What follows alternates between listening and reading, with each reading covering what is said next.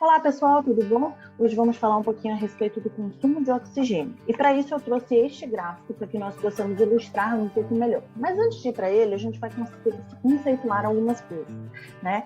Dentre elas que não é somente a PO2 que está relacionada ao consumo de oxigênio. Então nós temos a PO2, a saturação, e nós temos outros índices que são super importantes, tais como o débito cardíaco, a taxa de extração de oxigênio, os níveis de lactato, né?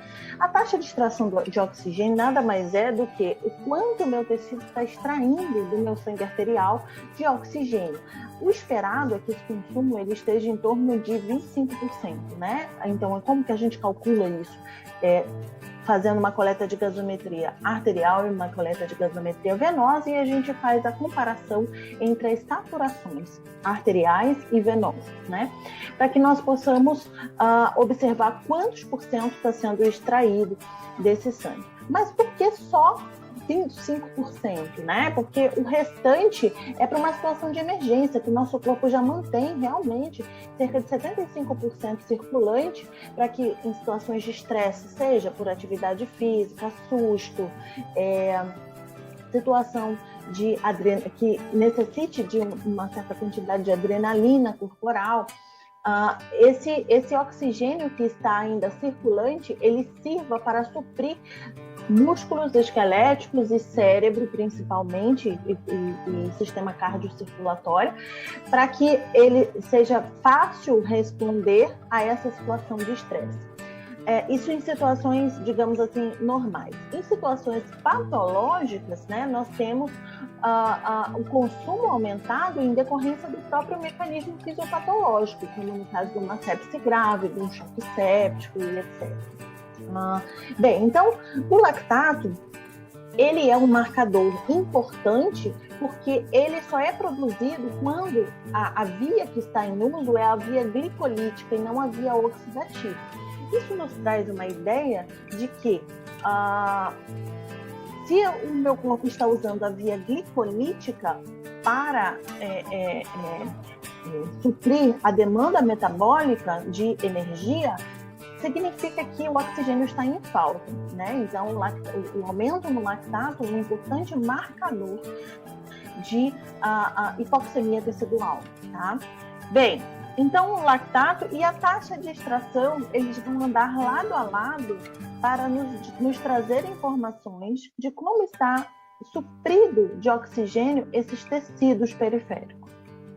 Bem, o consumo de oxigênio é a variável que melhor reflete a demanda metabólica. E o que é o consumo de oxigênio? É a diferença entre o conteúdo arterial e o conteúdo venoso de oxigênio, né? Como já falamos, reflete muito a taxa de extração. E pelo débito cardíaco, né? Que está relacionado também, né, a eficiência que esse coração está tendo de mandar este oxigênio para o sangue periférico, tá?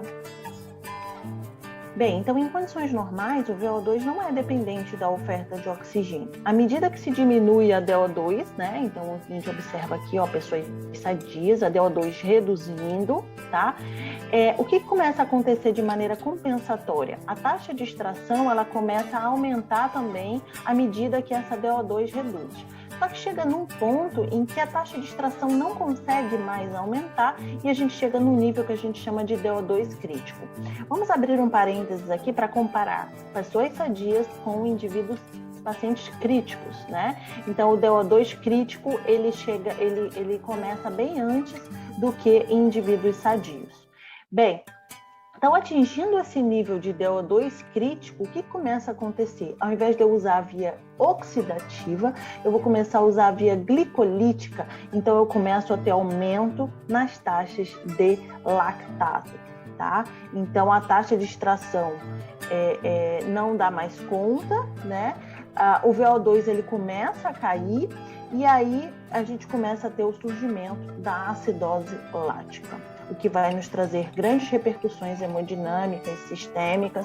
Então, nós temos que observar esses itens em todo o nosso processo avaliativo, não somente na PaO2 e saturação.